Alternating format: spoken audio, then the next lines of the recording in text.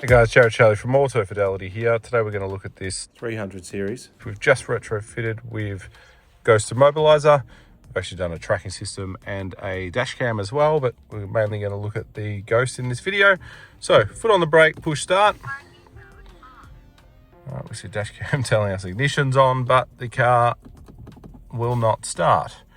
All right, so what we have to do to drive our own car is enter a unique sequence of factory buttons. This sequence forms our PIN code.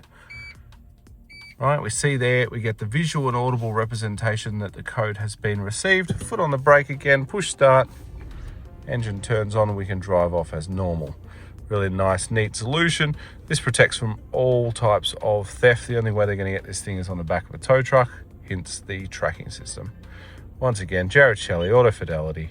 Thanks for watching.